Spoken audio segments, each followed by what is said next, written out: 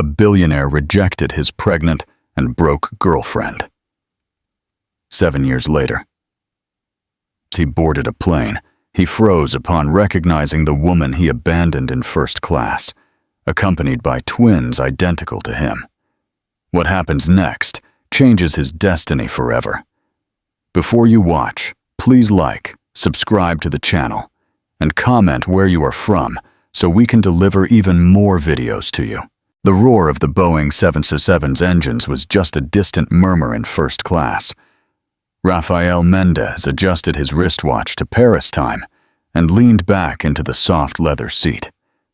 Through the oval window, the clouds formed an endless white carpet beneath a cobalt blue sky. There was something about that blue that always calmed him. Maybe because it was the only space in his life where he was truly inaccessible. No calls, no urgent reports, no multi-million-dollar decisions to be made in seconds. Ladies and gentlemen, we will be encountering an area of turbulence. Please return to your seats and fasten your seatbelts. Rafael smiled discreetly. Turbulence didn't bother him. A perfect metaphor for the financial markets he masterfully dominated. The more violent, the greater the opportunities for those who knew how to navigate them. And he knew. At 38, he commanded one of Brazil's largest business conglomerates, built with steely determination and, as many whispered in the hallways of Faria Lima, an impressive ability to set feelings aside when necessary. The plane shook abruptly. Glasses clinked. A flight attendant steadied herself on a nearby seat. Rafael fastened his seatbelt and closed the document folder he was reviewing. Projects for the acquisition of TechVerde, a sustainable technology company that had been growing exponentially in recent years.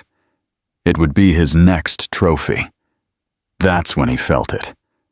That perfume, subtle but unmistakable. Jasmine, with notes of vanilla. An aroma he had buried in the basement of his memories, along with the face that accompanied it. Rafael turned slowly, as if each degree of movement could delay the confirmation of what his heart already knew. And there she was, walking down the aisle. Carolina Alves. Time had been kind. No, more than kind. Generous. Her dark hair was shorter, brushing her shoulders in an elegant cut that framed a more mature face, yet even more beautiful than he remembered. The well-tailored blazer and discreet heels replaced the simple clothes of the environmental engineering student she wore when they met. Their eyes met for a second that seemed to freeze time. In her eyes, those green-brown eyes that made him think of sun-drenched forests, there was no surprise. Only a cold, calculated recognition, as if she had been prepared for this moment for a long time. Carolina looked away and continued walking, heading precisely for the seat next to his. Destiny, he thought, feeling a drop of cold sweat run down his temple.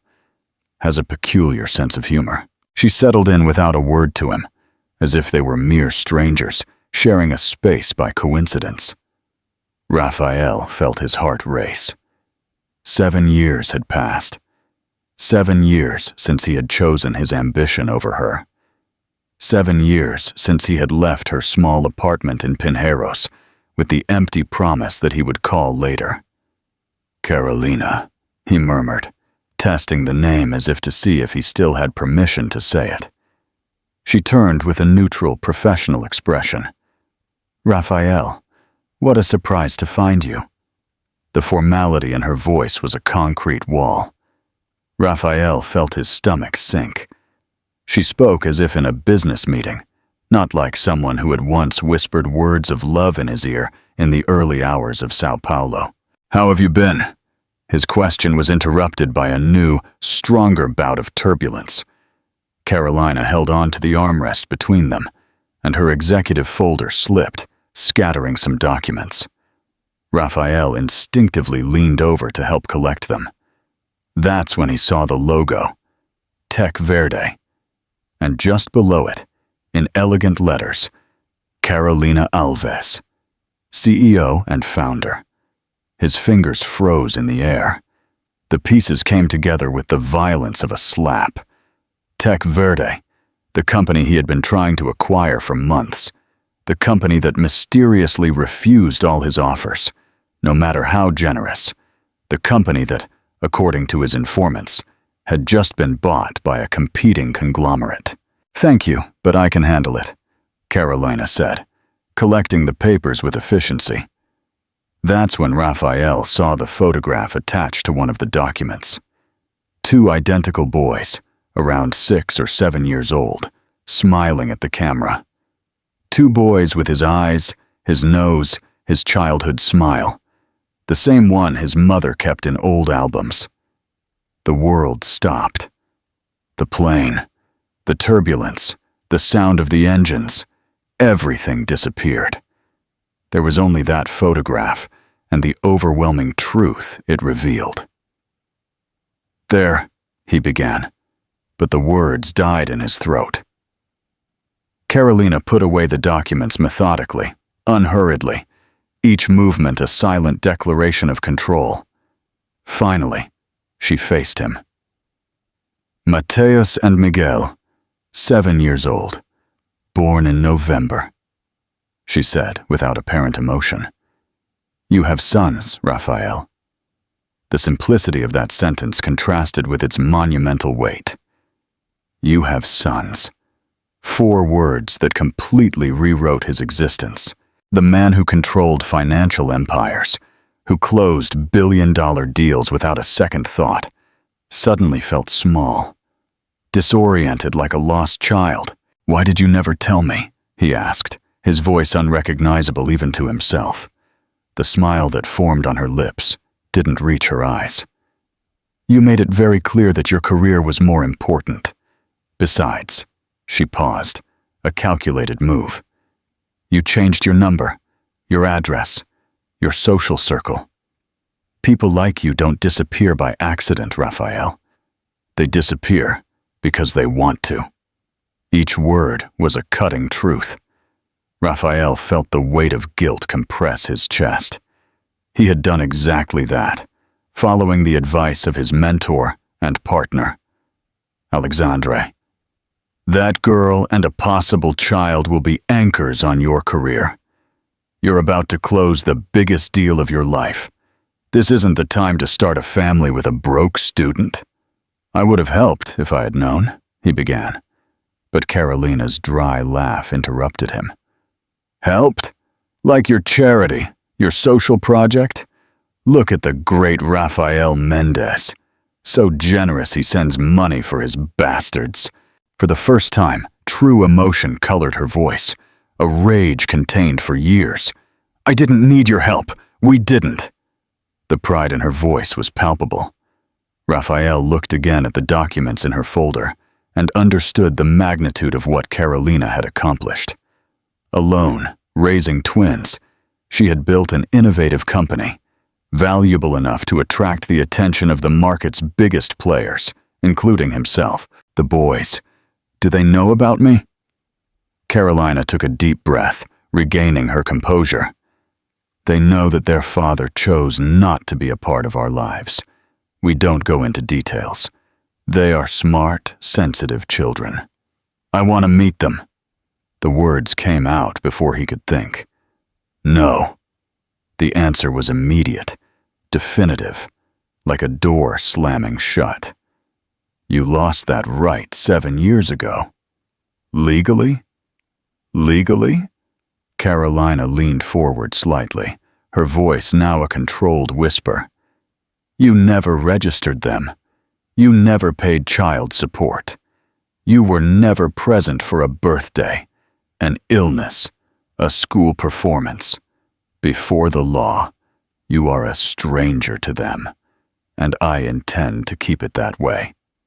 The calculated coolness with which she laid out the facts was more painful than any shout or accusation. It was the raw, naked truth, with no room for emotional appeals. Raphael, the master of negotiation, found himself without arguments. "What are you doing in Paris?" he asked, finally changing the subject. A faint smile crossed her lips. "Finalizing the acquisition of your French company, Eco Solutions. By the way, thank you for preparing the ground. Your acquisition attempt significantly increased Tech Verde's market value, which made it easier to finance our international expansion." The revelation was like a punch to the gut. She had not only built an empire from scratch, but now she was using his moves to strengthen her position. The board had completely turned. "By coincidence, I'm also bringing the boys to see Paris. Their first international trip. They're with the nanny in another section of the plane." There was an undeniable gleam of satisfaction in her eyes. It wasn't just a professional victory. It was personal. It was living proof that every choice she had made, every obstacle she had overcome, had brought her not just to survival, but to absolute triumph. Raphael felt something new in his chest, a deep emptiness, a feeling of loss so intense it seemed physical. It wasn't just the lost deal, not even the shocking revelation of fatherhood. It was the belated understanding of what he had truly abandoned that day. The chance at a life with purpose, with true connection. "The documents you saw," Carolina continued, "are part of the merger strategy. We are going to incorporate Eco Solutions technologies to expand our sustainable product line in Brazil." She paused. "The one you always said didn't have enough of a market." And each word was precise, surgical, reminding him of all the times he had belittled her dreams, her visions. The pilot announced the start of the descent into Charles de Gaulle Airport. Carolina opened a book, signaling the end of the conversation. Raphael remained motionless, trying to process everything that had happened in the last 20 minutes.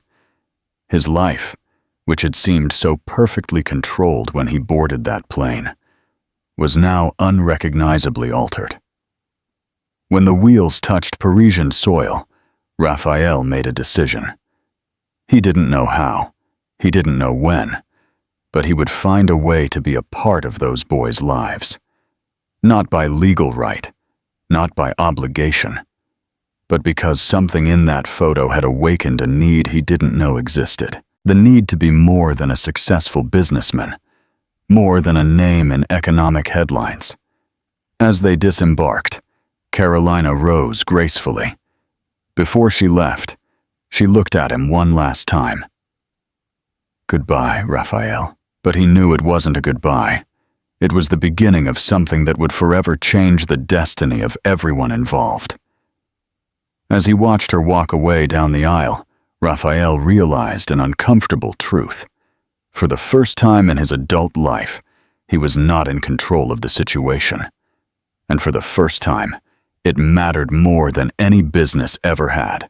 Paris looked ironically sunny for the whirlwind forming inside Raphael. He barely registered the luxury of the Hotel Jorge Tifife as he paced back and forth in his suite, cell phone in hand, typing and deleting messages he never sent. Through the window, the Eiffel Tower rose majestically against the blue sky, a perfect symbol of the romanticism he had sacrificed on the altar of his ambition. What kind of man finds out he has sons and continues with his business agenda?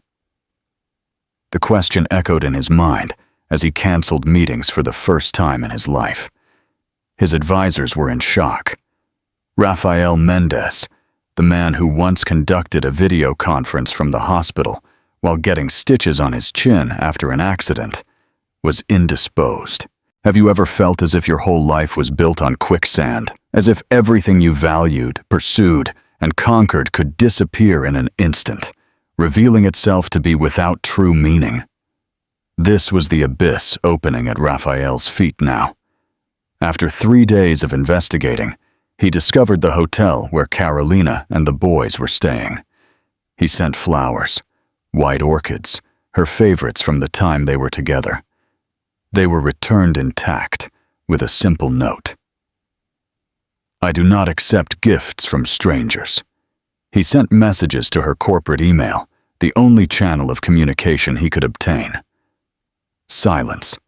He tried to contact her through Tech Verde's PR. Blocked. It was like repeatedly hitting an invisible, yet impenetrable wall. On his last day in Paris, he committed the indiscretion of waiting in her hotel lobby. 20 minutes of waiting brought the most painful and precious reward. I saw my sons for the first time, live, not just in a photograph. They were holding hands with a middle-aged woman, the nanny, I presume, and were laughing at some private joke.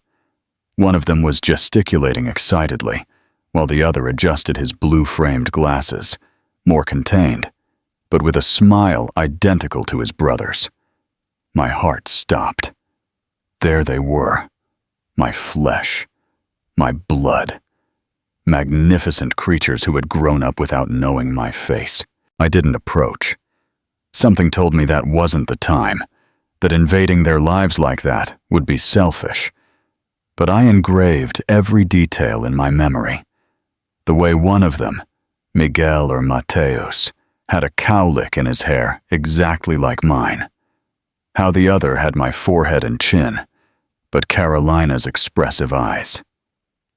When I returned to Sao Paulo, something had fundamentally changed inside me.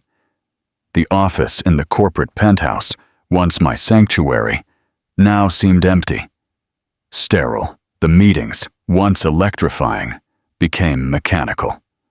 At night, in my penthouse in the Jardins neighborhood, I found myself browsing websites about child development, trying to understand what my sons would be like, what they would think, what they would like. "Mr. Mendez, are you all right?" my assistant asked, after finding me staring blankly into space for almost half an hour. No, I wasn't all right. How could I be? I had lost 7 years of life. Not mine, but theirs.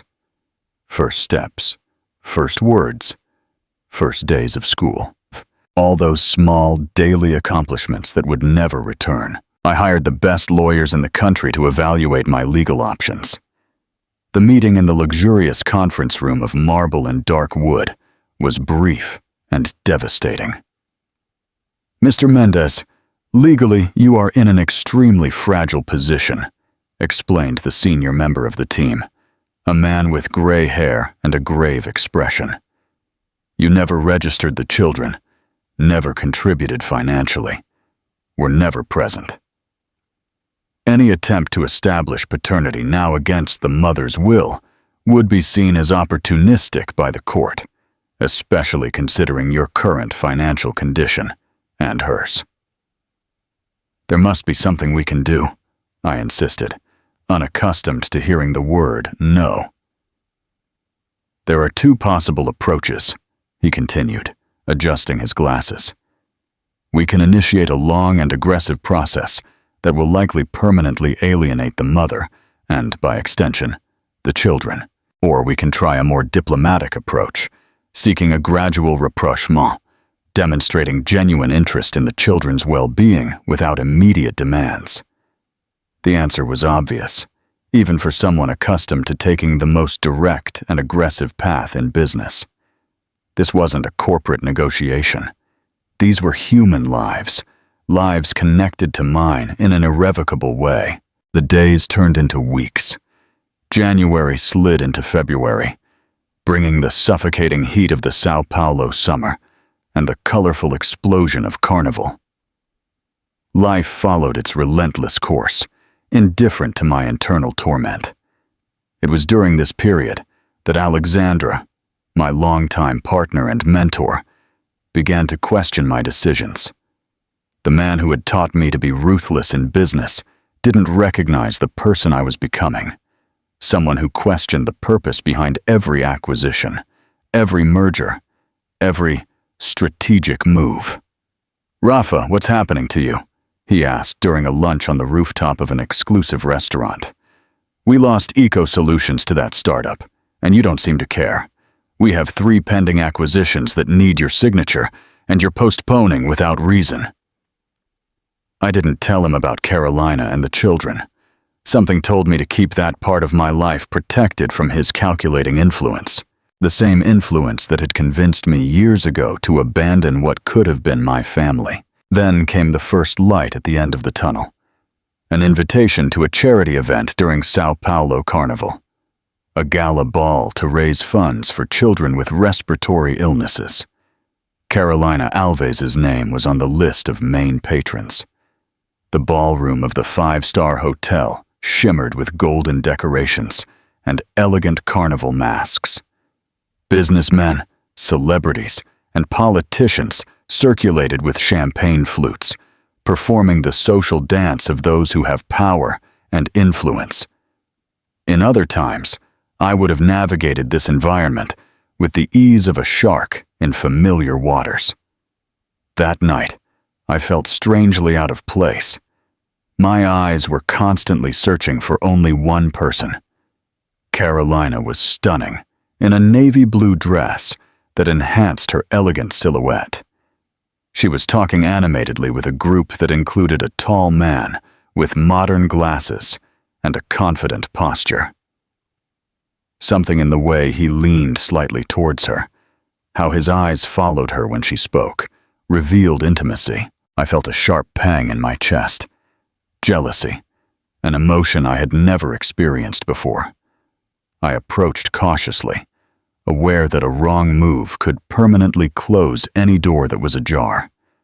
Carolina noticed my presence even before I reached the group. Our eyes met for a tense moment. "Raphael," she said with polite neutrality. "What a surprise." "Carolina, it's good to see you again." I turned to the group. "Excuse the interruption. Dr. Andre Cavalcanti." The man with the glasses introduced himself, extending his hand with a firm, professional shake. "Pediatric pulmonologist at the Hospital Israelita." Pediatric pulmonologist. The words hit me like a physical blow. Carolina noticed my reaction and, after a brief hesitation, made a subtle gesture to move us away from the group. We walked to a side terrace, less populated. The music and conversations became a distant murmur. "One of the boys has respiratory problems?" I asked bluntly. She hesitated, evaluating how much she should share. Finally, she sighed. "Matthias has asthma, a hereditary, quite specific form." Her eyes fixed on mine with intensity. "The same one you've controlled with medication since adolescence." The revelation hit me like lightning. My respiratory condition, a secret few knew, something I discreetly controlled with daily medication. A detail of my life that I had never shared with Carolina in the months we were together. "How did you know?" "I researched your medical history when Matthias started showing symptoms. We needed information about the family history for the proper treatment." Her voice was professional, clinical. "Dr. Andre is a specialist in cases like his." The guilt I felt at that moment was overwhelming. While I was building empires, one of my sons was struggling to breathe, carrying a genetic burden that I had transmitted without even knowing it. "How serious is it?" I asked, my voice choked. "Controllable, with constant monitoring. Matthias is a strong boy." For the first time, a genuine smile softened her features. Incredibly determined, reminds me of someone I knew. That small recognition, the idea that my son had inherited something positive from me, besides a medical condition, brought an indescribable emotion. "Carolina, I know I have no right to ask for anything. I know I failed in every possible way, but I want to be a part of their lives in some way. Please." She studied my face for a long moment, as if looking for something beyond the words. "Why? Why now, Raphael? Because you found out they have your DNA? Because it's another challenge? Something you can't have easily?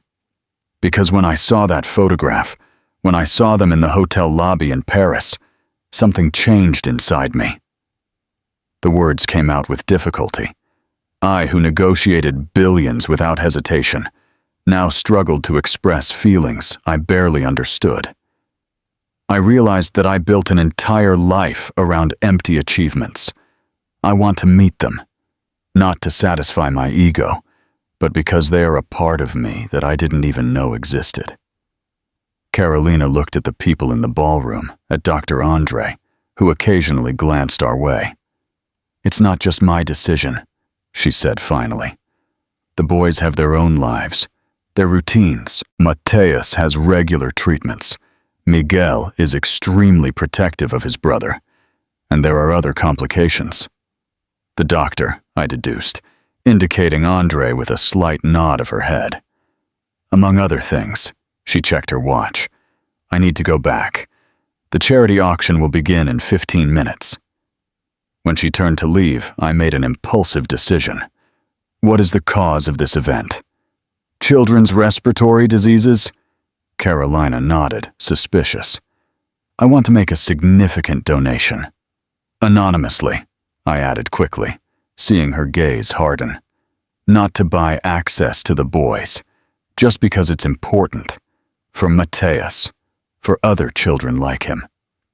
Something in her expression subtly changed. It wasn't approval, not even acceptance, but perhaps the recognition of a sincerity she didn't expect to find. "The value of people isn't measured by the size of their donations, Raphael. I know, but helping is a start, isn't it? Small actions that can yield results over time." When she studied me for a moment longer, then nodded briefly. "Do what you think is best." That night, I made the largest anonymous donation in the history of that charity event. Not for recognition, not for strategy, but because I had finally found something that mattered more than acquisitions, mergers, or market shares. As I left the hotel under the starry February sky, I realized that I had taken the first step on a journey whose destination I could not yet glimpse. The road would be long, the walls high, but for the first time in 7 years, there was hope. April arrived in Sao Paulo with that characteristic mixture of sunny days and sudden rains. Raphael watched the drops run down the panoramic window of his office, forming winding trails like the ones his life had taken in recent months. The reflection he saw in the glass was no longer the same. Soft, dark circles under his eyes spoke of sleepless nights. A leaner face revealed neglected meals. The meeting at the charity event had been just the beginning. After weeks of carefully crafted messages, Carolina had finally agreed to this meeting at a coffee shop in the Jardines neighborhood. Neutral, public, safe. A territory where neither of them would have an advantage. "Mr. Mendez, your driver is waiting," his assistant announced, interrupting his thoughts. Raphael nodded, adjusting his tie out of pure habit.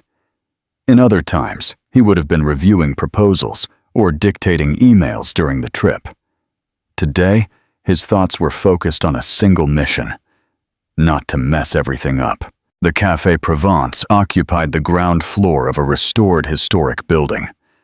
Through the glass, Raphael spotted Carolina already seated at a table in the back, discreetly checking her watch. Punctuality. It had always been a quality of hers. One among so many he had learned to value too late. "Do you prefer coffee or tea these days?" he asked after the formal greetings, remembering how she would alternate between the two, depending on her mood. The surprise in her eyes was brief, but noticeable. "Still coffee in the morning, tea in the afternoon. Some things don't change, and others change completely," he replied, looking meaningfully at the documents she had brought. Carolina nodded, opening a folder. "I agreed to this meeting because we need to establish some clear parameters. First, I want you to understand that any rapprochement will have to be gradual, controlled, and always conditioned on the well-being of the boys." Raphael felt his heart race. It was more than he had hoped for. It was a door ajar. Second, she continued, this is not a business negotiation. There is no room for your usual pressure tactics or for your lawyers. At the first sign of any legal action, any attempt to use your economic power or influence, everything ends. Understood? Perfectly. The ease with which he agreed surprised even himself. The Raphael of 6 months ago would have seen that as a position of weakness. The man sitting in that cafe saw only the necessary path. Carolina slid a photograph onto the table. It wasn't posed like the one he had seen on the plane, but a spontaneous moment. The twins in a park, building something with giant, colorful blocks. Miguel is the one in the green shirt. Mateus, the blue. Miguel is extroverted, talks a lot, loves dinosaurs, and is afraid of thunder. Mateus is quieter, more observant, loves books about space, and can assemble puzzles made for much older children. She paused. Both are exceptionally intelligent and sensitive. Raphael absorbed every word like dry earth absorbs rain. Those small details, preferences, fears, talents, were priceless treasures. They look like you, he murmured, lightly touching the photograph. In the eyes, in the way they smile. And like you, in the stubbornness, in the determination. Carolina allowed herself a small smile. And in Mateus's asthma. About that, Raphael hesitated. I would like to share my complete medical records, family history, treatments that worked, everything that can help. We already have access to that information, she replied, a subtle reminder of her efficiency. But I appreciate the offer. An uncomfortable silence hung between them. Raphael realized it was time to address the most delicate subject. The doctor, Dr. Andre, are you two together? Carolina raised her eyes from her teacup, assessing the question. Yes, for almost a year. He knows the whole situation. Raphael nodded slowly. The confirmation hurt more than he expected. Is he good with the boys? Excellent. Patient, attentive. He was the specialist who diagnosed Mateus early, which made all the difference in the treatment. The genuine gratitude in her voice was unmistakable. Raphael felt a contradictory emotion, jealousy mixed with relief to know that his sons had someone like that in their lives. And he? Does he know about me? About this meeting? Yes, to both questions. Carolina studied him for a moment.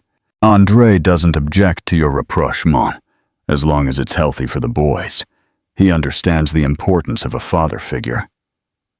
The generosity of that stranger in sharing something that Raphael had discarded hit him like a wave of shame. What kind of man was this doctor, capable of such a great spirit? What kind of man had he himself become for such generosity to be necessary? I want to meet them, he finally said.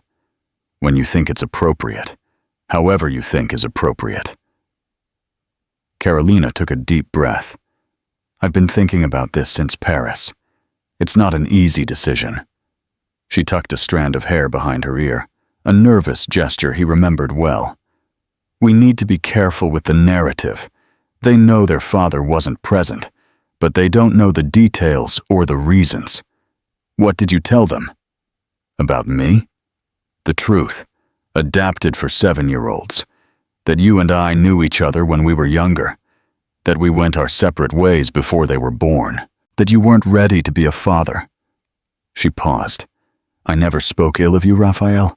I never fed resentment in them. Emotion choked Raphael's throat. The woman he had abandoned, pregnant and broke, was demonstrating an integrity that he, with all his business ethics codes, had never truly understood. Thank you, he finally managed to say. You're extraordinary. Carolina brushed the compliment aside with a gesture. I didn't do it for you. I did it for them. Children shouldn't carry the weight of adult mistakes. At that moment, the cafe door opened, and Raphael saw Dr. Andre enter. Tall, well-dressed, with an intelligent and kind expression. The doctor spotted Carolina and waved discreetly. Then he noticed Raphael. Something passed through his eyes. Recognition, evaluation, before he politely walked to another table, giving them privacy. He came to pick her up, Raphael noted. We have an appointment with Mateus in half an hour. Andre adjusted his schedule to personally accompany all the sessions. There was pride in her voice. Raphael suddenly felt small in the face of this man he didn't know, but who had taken on responsibilities that should have been his. When? He asked, returning to the subject. When can I meet them? Carolina put away the photograph and closed her folder. There's a charity fair in June during the June festivities. It's held annually at their school. A relaxed environment, lots of people, activities for the kids. She hesitated. It could be a first casual meeting, like a friend of Mom's. Friend, Raphael repeated, savoring the irony. But it was a start, more than he deserved. I'll be there, on the day, and at the time you specify. Carolina nodded, standing up. I'll send you the details. No companions, no assistants, no ostentatious drivers. Just you, dressed casually. Understood. She said goodbye with a formal nod and walked to the table where Andre was waiting. Raphael watched as the doctor stood up, smiled at her, and gently touched her arm. A small gesture, but one full of intimacy and respect. They talked briefly, and Andre glanced in his direction. There was no hostility, only a polite curiosity. Raphael returned a slight nod, which the doctor reciprocated before leaving with Carolina. Alone at the table, Raphael contemplated his untouched cup of coffee. The life he had built suddenly seemed hollow, devoid of the warmth and meaning he had seen in the few minutes of interaction between Carolina and Andre. A relationship based not on convenience or status, but on mutual respect and shared values. The following weeks passed slowly. Raphael immersed himself in research on child development, typical interests of 7-year-olds, and techniques for building healthy relationships with children who have experienced parental abandonment. It was like studying for the most important exam of his life. In his empty and impersonal penthouse, Raphael created a different space. A room that once served as a wine cellar was transformed into something that could, one day, be a place for children. Nothing ostentatious, nothing forced, just possibilities. Books on astronomy, an amateur telescope, a meticulously assembled T-Rex model, small anchors for dreams that were just beginning to take shape. One particularly busy morning at the office, his partner Alexander walked in without knocking, throwing a business magazine onto his desk. What the hell is this, Rafa? You're sabotaging our deal with Orion Investments to benefit Tech Verde. The headline jumped out at him. Mendez Group gives up hostile takeover. Tech Verde closes billion-dollar partnership with American fund. It's not sabotage. It's a long-term strategy, Raphael responded calmly. Tech Verde has proprietary technology that will be essential for our project in the Amazon. A partnership is more advantageous than a hostile takeover. Since when do you prefer partnerships to acquisitions? Since when do you care about proprietary technology instead of market dominance? Alexandra stared at him with suspicion. Is there something you're not telling me? Raphael held his gaze. The man in front of him was his mentor, his partner in countless corporate battles. He was also the one who had advised him to abandon Carolina years ago. 2 loyalties on a collision course. I'm reevaluating some priorities, both personal and professional, he finally replied. Does this have to do with your trip to Paris? Alexandra narrowed his eyes. You came back different, distant, less focused. Maybe I found new focuses, Raphael retorted, surprising them both with the firmness of his voice. Alexandra studied him for a long moment. Then he shook his head. Whatever it is, don't let it interfere with business. We have shareholders, responsibilities. The market doesn't forgive sentimentality. After he left, Raphael remained motionless, reflecting on those words. The market doesn't forgive sentimentality. It was exactly the kind of philosophy that had guided his life for so long. The kind of thinking that had led him to abandon a pregnant young woman to focus on an important merger. His phone vibrated. A message from Carolina with details about the June fair. Attached, a digital flyer for the charity event for children with respiratory illnesses. In the bottom corner, a photo of Mateus smiling with an inhaler decorated with planet stickers. Raphael felt something warm and wet on his face.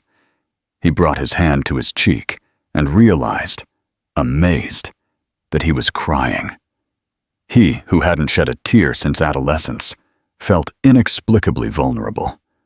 And at the same time, more alive than he had ever felt. The June afternoon arrived with a blue sky and a gentle breeze, a rare gift for Sao Paulo.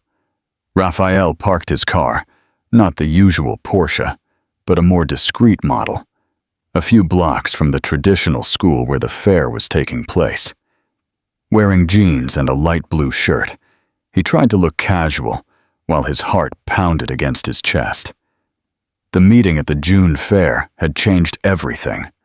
Raphael could still feel the clasp of that little hand on his when Mateus, the more reserved of the twins, asked for help to toss rings at one of the party games. He could still hear Miguel's crystalline laugh as he took the first bite of corn cake they shared. You like sweets just like Mom, the boy had observed with the cutting sincerity of children, small moments that became immense in his heart. The following months brought carefully orchestrated meetings by Carolina, a Sunday at the park, an afternoon at the planetarium, where Mateus's eyes gleamed with the constellations projected on the dark ceiling, a visit to the Museum of Sciences, where Miguel demonstrated surprising knowledge about dinosaurs, always in Carolina's presence, always with clear boundaries. You work with Mom? Miguel asked during one of these meetings, his childish curiosity finally overcoming his initial shyness. Raphael felt Carolina's watchful eye on him. This was delicate, uncharted territory in their previous conversations. Not exactly, he answered carefully. I've known your mother for a long time, even before you were born. Did you meet us when we were babies?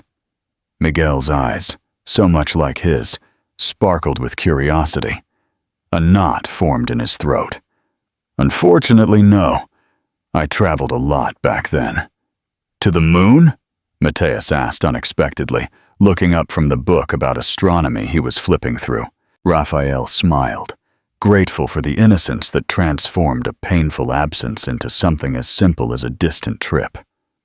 Not that far, but it felt very far sometimes. Carolina intervened softly, suggesting ice cream. The conversation changed to favorite flavors, and the moment passed, but something had begun to shift. Little by little, he was no longer just a friend of Mom's, but Uncle Raphael, a presence that was slowly gaining its own contours in the twins' lives. August arrived with cold winds and devastating news. Raphael was in a meeting with investors when his assistant walked in with an alarmed expression. Mr. Mendez, I'm sorry to interrupt, but Bloomberg is reporting a 40-feet drop in the group's stock. The chaos that ensued consumed days and nights.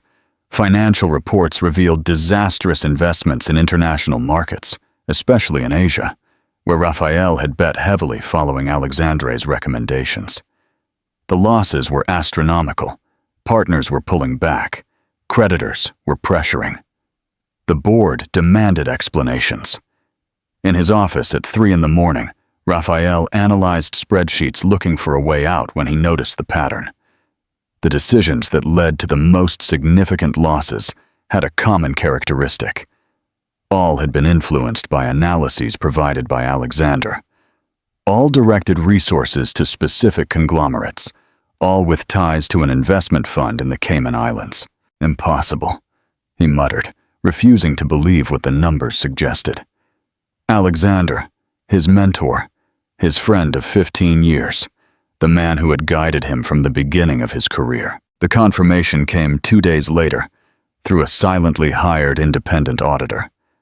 Alexander had manipulated analyses, directed investments, and created elaborate schemes that favored companies linked to the offshore fund that, traced back to its origin, revealed itself to be partially controlled by Alexander himself. Why? The question escaped involuntarily when he confronted his partner in his private office, away from the company's eyes. Alexander smiled humorlessly, leaning back in the Italian leather chair, as if they were discussing the weather, not betrayal. Why not? You were becoming more and more distracted, less committed. I built this empire as much as you did, but always in your shadow. His eyes hardened. When you started making sentimental decisions, like that ridiculous partnership with Tech Verde, I realized I needed to secure my future. Sentimental, Raphael repeated, perplexed. Don't play dumb, Rafa. You think I don't know about her? About the bastards?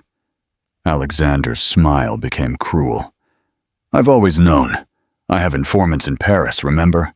I saw you following her like a lost puppy. The revelation hit Raphael like a physical blow. Alexandra knew. All this time. It was you, he murmured, the pieces fitting together with terrible clarity. 7 years ago, when you convinced me to leave her, you already had plans. Alexander shrugged. You were getting soft because of a pregnant student. You needed to focus, and now it's happening again. He leaned forward. Do you have any idea how pathetic you are? The great Rafael Mendez, groveling for crumbs of attention from a woman he despised, and sons he doesn't even know are really his. The fury that Raphael felt at that moment was unlike anything he had experienced before, not for the financial betrayal, but for the manipulation of his life, of his most intimate choices. For an instant, he saw himself raising his fist, ready to strike the smiling face in front of him. Instead, he took a deep breath, finding a calm that surprised them both. You're fired, Alexander. The board will receive all the evidence of your fraud today. Your access has already been revoked. Your schemes will be dismantled. His voice was cold, controlled. And as for my sons, yes, they are my sons. I'm grateful you helped me realize what truly matters by keeping me away from people like you. When Alexandra left, escorted by security guards, taking only a box of personal belongings, Raphael felt an immense weight lift from his shoulders. The scandal would be inevitable, the financial losses significant, but there was an unexpected clarity in his heart. That same night, he received a message from Carolina canceling the scheduled meeting with the boys. Mateus is having a respiratory crisis. We're at the hospital. The world stopped. Without a second thought, he canceled the emergency meetings with the board, ignored the frantic calls from lawyers and investors, and drove straight to the hospital. The hallway of the pediatric wing was a study in contrasts. Colorful walls with cheerful drawings harboring the fear and worry of anxious parents. Carolina was sitting in a chair next to a door, her shoulders slumped with exhaustion.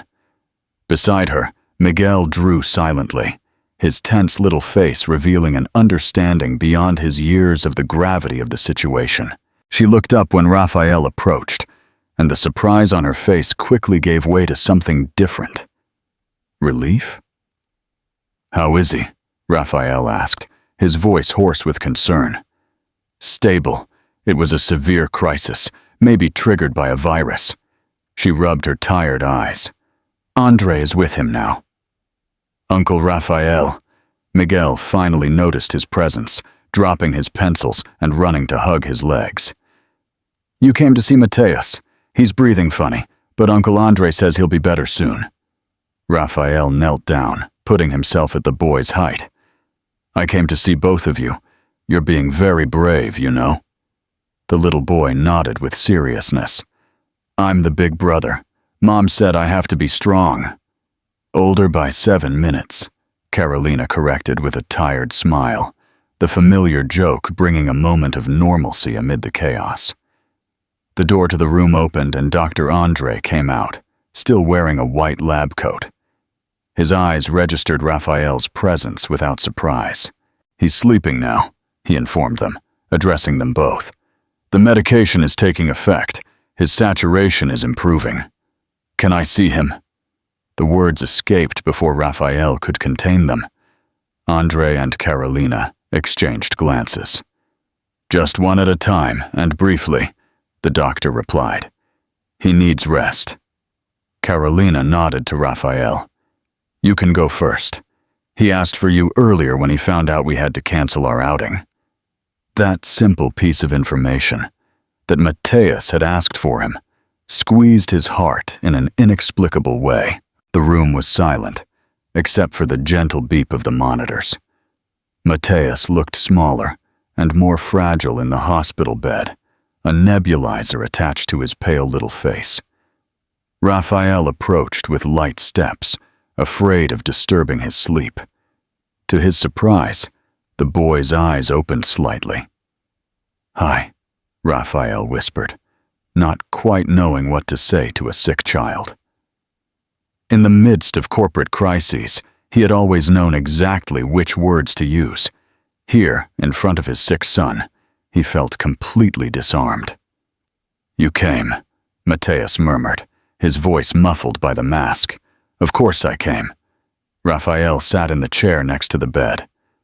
How are you feeling, champ? Tired, but the planet is spinning less now. Raphael smiled at the peculiar description. That's good. Soon it will stop spinning completely. Mateus raised his small, hesitant hand. Raphael took it in his, marveling at the fragility of those fingers. Did you know that astronauts have to train their breathing a lot? Mateus asked unexpectedly, because of the limited oxygen in space. Is that so? So you're already training to be an astronaut? Raphael felt tears stinging his eyes, touched by the courage of this child, who transformed his struggle to breathe into something related to his passion for the stars. Do you have this too? The direct question, typical of children, caught him off guard. I do, since I was about your age. Mateus's eyes widened slightly. Really? And does it hurt for you too? Sometimes, but I learned to control it with medication and some exercises. Raphael hesitated, then added softly, I can teach you if you want. The boy nodded sleepily, his eyes beginning to close. Tomorrow? Tomorrow? Next week? Next month? Whenever you want. Raphael gently squeezed the little hand. I'll be here. When Mateus fell asleep, Raphael remained motionless for a few minutes, absorbing the transformative reality of that simple promise. I'll be here.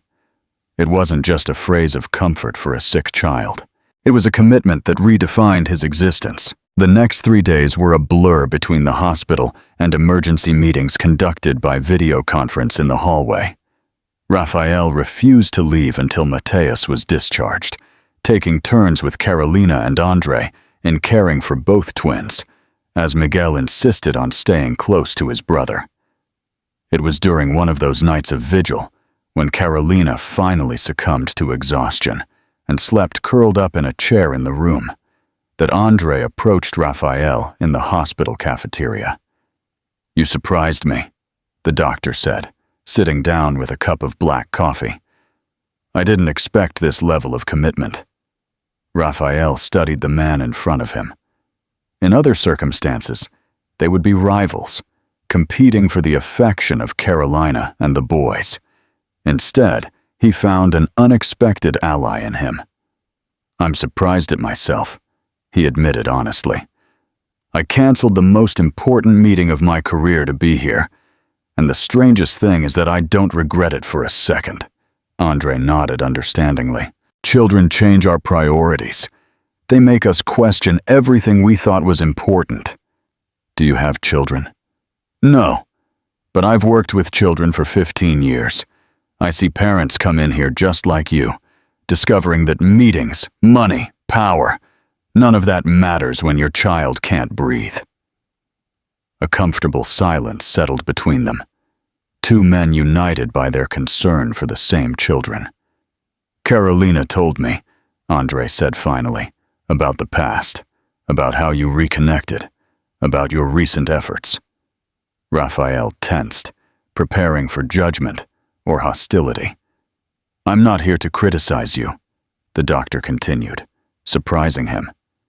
"What happened 7 years ago is between you. What matters to me is the well-being of the boys now." He paused. "And they like you. They talk about Uncle Raphael constantly, especially Mateus. He's an extraordinary boy," Raphael said, with genuine admiration. "They both are." "They are indeed." Andre sipped his coffee. "Look, I know this dynamic it's complicated, but I want you to know that I'm not your adversary in this story. My commitment is to the boys, and to Carolina, of course." "You two seem happy together," Raphael commented, surprising himself with the sincerity of his words. "We are. She's an incredible woman." "I know." Raphael stared at his untouched cup. "I was a complete idiot." Andre smiled slightly. "I won't disagree." His tone softened. "But people change. They evolve. You're not the same man anymore. That's clear." When they returned to the room, Carolina had woken up and was reading softly to the twins. Miguel nestled at her side in the armchair. Mateus, attentive from the hospital bed, no longer with the nebulizer. The scene hit Raphael like a revelation. There was something more valuable than all the corporate buildings, stocks, or bank accounts he owned. A family. Not his family. Not anymore. But one to which he was irrevocably linked. And for the first time, that seemed enough. The next day, Mateus was discharged. While Carolina organized their belongings and Andre finalized the paperwork, Raphael helped the boy put on his sneakers. "Thanks for staying with me, Uncle Raphael," Mateus said, with the direct sincerity of children. "Anytime you need me, champ," Raphael replied, gently tightening the shoelace. "Anytime you need me" was a promise. The most important he had ever made. The Sao Paulo autumn painted the park trees in golden hues when Raphael received the phone call that would once again change the course of his life. It was a quiet Sunday, one of those rare days when Sao Paulo's sky was a crystalline blue, without the usual veil of pollution. He had just returned from an outing with the twins, a privilege Carolina was beginning to allow more frequently since Mateus's hospitalization. "Raphael?" Her voice sounded different, lower, hesitant. "Can we talk in person?" Something in the cadence of those words set off an alarm. "Did something happen to the boys?" "No, they're fine. It's something else. Can I come by your place in an hour?" Carolina had never been to his penthouse. It was a territory they had purposefully kept separate from their complex dynamic. The fact that she suggested this meeting on a Sunday without the boys amplified his concern. "Of course, I'll text you the address." The hour that followed seemed to drag. Raphael moved through the spacious apartment, suddenly aware of its aesthetic coldness. Expensive furniture, valuable artwork, but no warmth, no real trace of a life beyond work, except for the room he had transformed for the boys, with its children's books, telescope, and colorful dinosaurs. When the doorbell rang, he found Carolina pale, thinner than he remembered seeing her in the previous weeks. She wore simple jeans and a light sweater, her hair pulled back in a messy bun. A look so far removed from the polished executive he knew that it intensified his unease. "Come in, please," he invited, leading her to the living room with its panoramic view of the city. Carolina paused briefly in front of the window, watching Sao Paulo stretch out endlessly. "It's an impressive view," she commented, but without her usual interest. Her gaze seemed distant, focused on something beyond the visible horizon. "What happened?" Raphael asked, unable to bear the tension any longer. She sat down slowly on the leather sofa, her hands restless in her lap. "I got some test results back yesterday." Her voice was controlled, clinical. "I have an autoimmune condition, lupus." The words hung in the air like dust particles suspended in the light pouring through the large windows. Raphael felt a cold sensation in his stomach, vaguely remembering information about the disease. Chronic, incurable, potentially debilitating. "How serious is it?" he asked, sitting down beside her, maintaining a respectful distance. "Moderate, for now. We detected it relatively early, which is a good thing." She finally looked directly at him. "But the treatment will be long. It will require significant adjustments to my routine, to my availability." "And the boys?" A sad smile touched her lips. "That's exactly the question. They are my biggest concern." She took a deep breath. "Andre thinks I should drastically reduce my professional activities, focus exclusively on the treatment for at least 6 months. We had disagreements about that." Raphael processed the information carefully. "You don't want to slow down at Tech Verde?" "I can't." There was an unexpected firmness in her voice. "The company is at a crucial stage of expansion after the acquisition of Eco Solutions.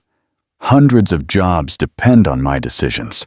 Projects that could change the country's energy matrix are underway." She paused. "Besides, I built all this alone, from scratch, while raising 2 children. Tech Verde isn't just a business for me. It's proof that I survived, that I won when everyone was betting against me." The intensity of her words revealed a truth Raphael had always suspected. For Carolina, the company represented much more than financial success. It was validation, identity, security for a future that had once been terrifyingly uncertain. "And Andre doesn't understand that," he concluded, not as a question, but as a statement. "He's a doctor. He only sees the clinical aspect, the risks to my health. He sees protocols, treatments, rest." There was weariness in her voice. "Life doesn't work like that. And the boys? How are they handling the news?" "I haven't told them yet. Not completely. Just that Mom needs to take special medicine for a while." Her eyes suddenly glistened with unshed tears. "Mateus is too sensitive. He already deals with his own health problems. And Miguel, he takes on responsibilities beyond his age. He tries to protect everyone." Raphael recognized the rare vulnerability in this woman, who had always shown so much strength.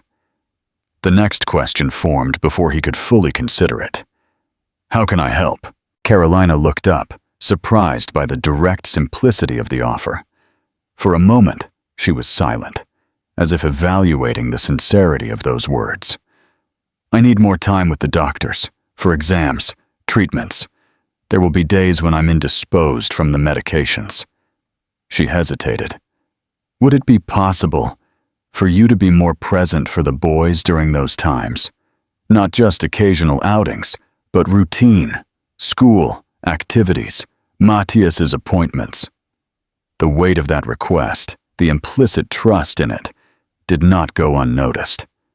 After months of being carefully monitored, tested, and evaluated in every interaction with the twins, Carolina was offering him a true role in their lives. "Yes," he replied without hesitation. "I'll rearrange my schedule. I'll delegate what's necessary. The boys will be an absolute priority." Something softened in her tense features. "Thank you. I know your professional situation is also complicated." Raphael shrugged. "The scandal with Alexander affected our stock, yes. We have lawsuits pending, investigations, but we're recovering." He allowed himself a small smile. "Ironically, the sustainable technologies you developed are exactly what we need to reposition the group in the market." "That's why I came in person," Carolina said, straightening slightly. "I have a proposal." "A proposal?" "A strategic partnership between Tech Verde and Mendez Group." Her voice took on the professional tone Raphael knew well. "Our clean energy technologies, combined with your infrastructure and international reach, we would have to restructure some areas of your group, focus on genuine sustainability, not just corporate greenwashing." Raphael watched with growing admiration. Even in the face of a serious diagnosis, her sharp mind continued to map out possibilities, creating solutions. "Did you think of all this since yesterday?" A slight blush colored her cheeks.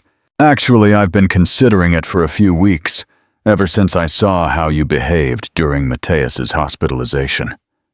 Her eyes met his with an unusual sincerity. "You've changed, Raphael. You're no longer the man I knew, nor the one who abandoned me. You're someone who canceled crucial meetings to hold a sick child's hand. Someone who learns about constellations and dinosaurs just to connect with his sons." Emotion choked Raphael's throat, preventing him from responding immediately. Finally, he asked, "And Andre, how does he feel about this?" Her expression saddened. "We ended our relationship last night. It was amicable, considering the circumstances. He will continue to be the boy's doctor. He's the best pediatric pulmonologist in the city, after all." She sighed. "Andre is a good man, Raphael. We just have different visions on how I should live my life now." "I'm sorry," Raphael said, surprised by the sincerity of those words. The doctor had been a positive and stabilizing presence for the twins, and for that, he felt genuine gratitude. "As for the partnership," he continued, returning to the professional aspect of the conversation, "I'm interested, more than interested. It's exactly the kind of redirection the group needs after the fiasco with Alexander." The following months passed at a fast pace. Autumn gave way to Sao Paulo's mild winter, bringing with it profound transformations in everyone's lives. Raphael surprised the financial market by announcing a complete restructuring of the Mendez Group, with a focus on sustainable technologies and clean energy. The partnership with Tech Verde, revealed at a joint press conference, was met with enthusiasm by investors who sought to regain confidence after the previous scandal. To make the new projects viable, Raphael made a decision that shocked the business circle. He sold his mansion in Morumbi, a lavish property with extensive gardens and artwork valued at millions. "Asset restructuring," he explained to journalists. But the truth was deeper. The house, like so many other possessions, had become an empty symbol of a success that no longer brought him satisfaction. In parallel, his presence in the twins' lives intensified. They were no longer just carefully planned weekend meetings, but part of the daily routine. Taking them to school on mornings when Carolina had appointments, accompanying Mateus to the pulmonologist, helping Miguel with his dinosaur science project. Small, everyday moments that, when added up, built something much greater than any corporate empire. On a rainy September afternoon, while helping the boys with their homework in Carolina's cozy kitchen, Miguel asked the question that had been hanging silently between them for months. "Uncle Raphael, why do you look so much like us? Mateus has the same cowlick in his hair as you, and the teacher says my smile is just like yours." The pencil in Raphael's hand froze on the paper. Through the open door, he saw Carolina in the living room, who had clearly heard the question. Their eyes met in a silent conversation, and she nodded slightly. "Well," Raphael began, choosing his words carefully, "that happens because we're family. I'm your father." The silence that followed seemed to hold time itself. Mateus, ever observant, frowned. "But you never lived with us." "No, I made a very big mistake a long time ago. I wasn't ready to be a father when you were born." The honest simplicity seemed like the only possible approach. "Your mom was incredible and took care of you both on her own, better than anyone could have." "Didn't you like us?" Miguel's direct question hit him like an arrow. "No, it's not that." Raphael felt tears forming, but didn't try to hide them. "I didn't know about you. And when I was younger, I thought other things were more important. Work, money. I was completely wrong." Mateus, surprisingly, was the one who approached first, studying Raphael's face with intensity. "Is that why we have asthma too? Because it's genetic?" Raphael nodded, touched by the boy's insight. "Yes, I'm sorry about that."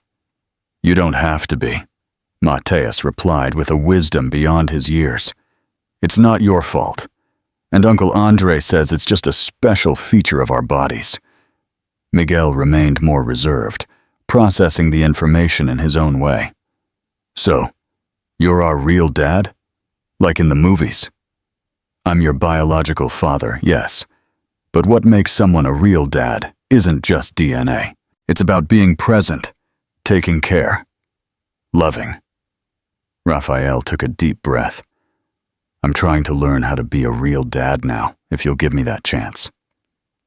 It was Carolina who broke the moment, coming into the kitchen with slightly moist eyes. "I always said you could ask questions whenever you wanted, remember? And that we would answer with honesty."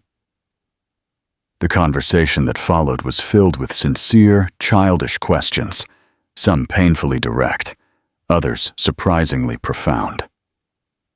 Raphael and Carolina answered together, as a team, balancing truth and sensitivity. At the end of that afternoon, when the boys finally seemed satisfied with the explanations and went back to focusing on their homework, Miguel asked casually, "Can we call you Dad now?" The simplicity of the question contrasted with its monumental meaning. Raphael looked at Carolina, who shrugged with a small smile. "It's their decision," she murmured. "If you want to, I'd be honored," Raphael replied, his voice choked. "But there's no rush. You can call me whatever you feel comfortable with." "I'll think about it," Miguel replied seriously. Mateus just nodded, his typical way of processing information at his own pace. October brought new challenges. Carolina's treatment showed promising results, but the side effects of the medications often left her exhausted. The business partnership, though strategically brilliant, required constant attention to integrate distinct corporate cultures. It was during this period that Raphael received an unexpected invitation to visit his mother, Helena, who had recently returned to Brazil after years of living in Europe. The relationship between them had always been distant, marked by her absence during crucial moments of his childhood and adolescence. The luxurious apartment in Itaim exuded the characteristic perfume Raphael associated with his mother, an expensive, elegant, and cold scent, like Helena herself. "Rafa, I'm glad you came," she greeted him with formal kisses. "I've been reading about your problems in the newspapers. Is this partnership with a startup really necessary?" The familiar feeling of inadequacy that her presence always provoked began to surface. But Raphael surprised her with a calm smile. "It's not just necessary, Mom. It's the best decision I've ever made, professionally and personally." Helena raised a perfectly shaped eyebrow. "Personally? Oh yes. I heard rumors about you frequenting playgrounds with children on weekends. Am I to assume they're true? They are my sons, Mom, your grandsons, Matthias and Miguel, 7 years old. The shock on her face would have been comical in other circumstances. Grandsons? Are you sure they're yours? This woman might be. I am absolutely sure, he interrupted with firmness. And this woman has a name, Carolina. She's a brilliant businesswoman, a dedicated mother, and frankly the most honest person I've ever met. Helena poured herself a glass of wine, clearly uncomfortable with the turn of the conversation. Well, I suppose I should meet them eventually, perhaps at the holiday parties. They would love that, Raphael replied, surprising her again. They are extraordinary children, curious, intelligent. Helena moved through the room with restlessness, stopping in front of an old dark wood dresser. After a few moments of hesitation, she opened a drawer and took out a yellowed package. I found this recently, while organizing some old things. She held out the package with obvious discomfort. I believe you should know. Raphael accepted the package, intrigued. When he opened it, he found several letters, all in envelopes with Carolina Alves's name on them, letters written in his own handwriting, dated 6 years ago. What is this? He asked, although a terrible suspicion was already beginning to form. Helena sat down, suddenly looking older and more tired. You asked me to post these letters when you were in London that year. You said they were for an ex-girlfriend, that you wanted to explain some things. She avoided his gaze. I didn't send them. The revelation hit him like a physical blow. He remembered those letters, written in a rare moment of courage and regret, a year after abandoning Carolina. Letters where he asked for forgiveness, where he explained his fears, where he asked about the pregnancy he suspected was real, despite Alexandra's denials. Why? The word came out strangled. Because you were finally focused, Raphael. Becoming the man I always knew you could be. A relationship, children, all of that would distract you, pull you down. Helena gestured in frustration. I did what any mother would do. I protected your future. No, Raphael shook his head slowly. You did what Helena Mendez would do. You made decisions based on your values, your priorities. The understanding hit him with crystal clarity. Exactly what I did to Carolina. The apple really doesn't fall far from the tree, does it? The conversation that followed was painful, revealing, necessary. For the first time, Raphael saw his mother not as the intimidating figure of his childhood, but as an imperfect woman, shaped by her own wounds and limitations. He didn't forgive her that day, but he began to understand, both her and himself. When he left the apartment carrying the unsent letters, he felt strangely light. A cycle had been broken. History would not repeat itself. The next month, the growing closeness between Raphael and the twins culminated in an invitation he would never forget. The boys' 8th birthday party. Not just as a guest, but as a co-host alongside Carolina. The celebration, held in a space that combined a green area for playing and a small observatory for Mateus's passion for astronomy, brought together school friends, Carolina's family, and, to Raphael's surprise, some of his own friends, who had expressed genuine interest in meeting the boys. It was during this party that Carolina shared with him some promising news. The new tests showed an excellent response to her treatment. The autoimmune disease, though chronic, was under control, with minimal manifestations. The doctors are optimistic, she explained, watching the boys run with other children. I'll need to maintain the treatment, of course, but I can gradually resume my normal activities. The relief that Raphael felt was deep and genuine. In recent months, He had witnessed Carolina's silent struggle with fatigue, joint pain, and the side effects of the medications, all faced with the same unshakable determination that characterized her. "I'm so happy," he said sincerely. "The boys need you. We all need you." That simple, honest phrase hung between them with an unexpected weight. Carolina studied his face for a long moment. "By the way," she changed the subject, "Andre met someone, a pediatric oncologist at Albert Einstein Hospital. It seems promising." "He deserves to be happy," Raphael replied, and he was surprised to realize he genuinely believed it. As December approached, bringing the intense heat of the Brazilian summer, the relationship between Raphael and Carolina evolved into something neither of them had predicted: a genuine partnership. Not just in business, where their different perspectives and complementary skills resulted in innovative solutions, but in raising the boys, in daily decisions, in facing the challenges that arose together. It was not a romantic relationship. The wounds of the past, though healing, were too deep for that. It was something different, perhaps rarer.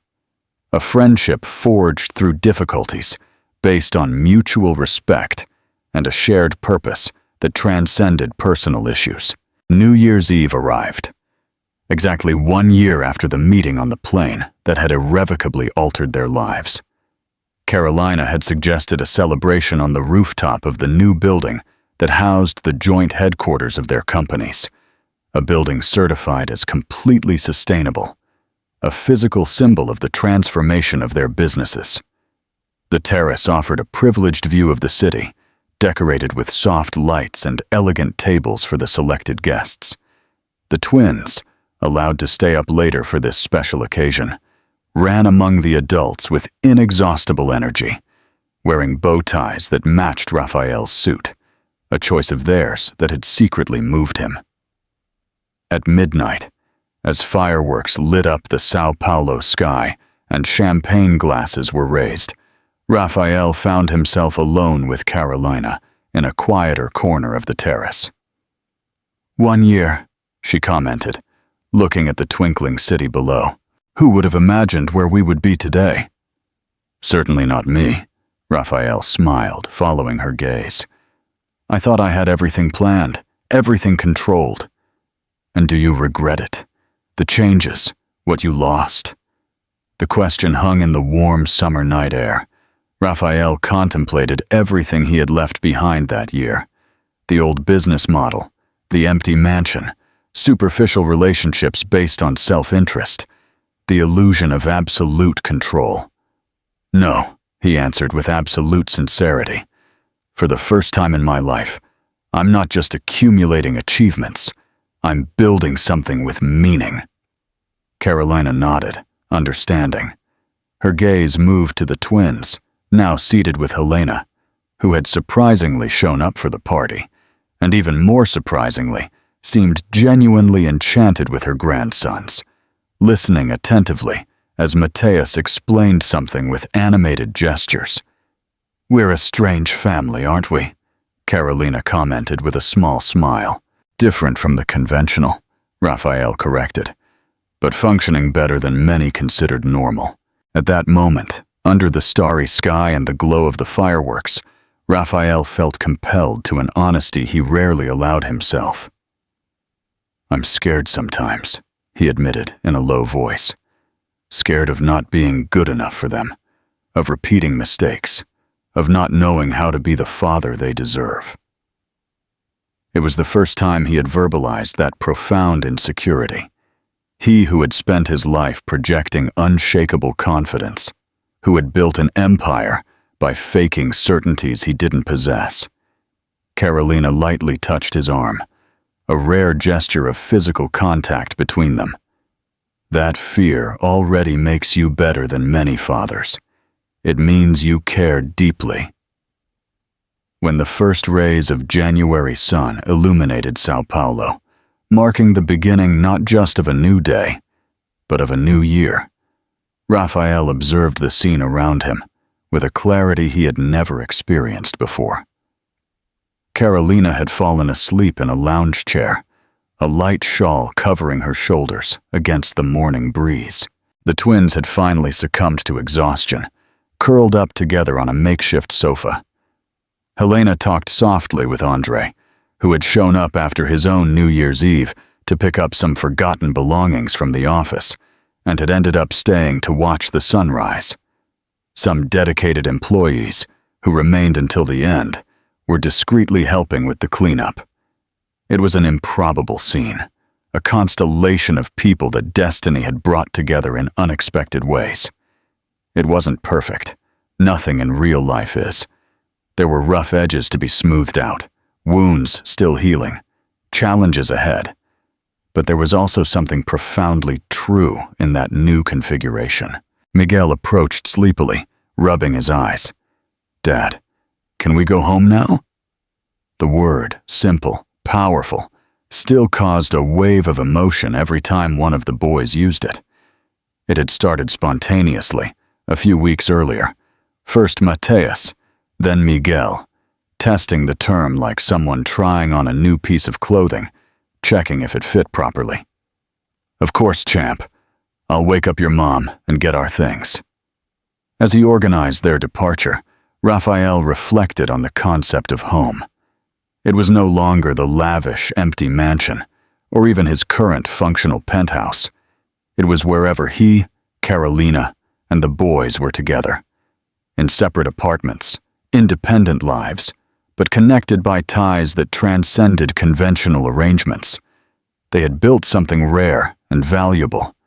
A family based not on obligations or appearances, but on conscious choices, mutual respect, and genuine commitment. A model that prioritized the well-being of everyone, especially the children, above social conventions or external expectations. As the elevator doors closed, taking that unlikely family toward another day together, Raphael understood that true wealth had never been in financial statements or property titles. It was in the sleepy smiles of his sons, in Carolina's quiet strength, in the small daily accomplishments that no corporate success could ever equal. The man who had boarded that plane to Paris a year before, proud, ambitious, emotionally isolated, no longer existed. In his place was someone still imperfect, still learning, but finally on the right path. The path home.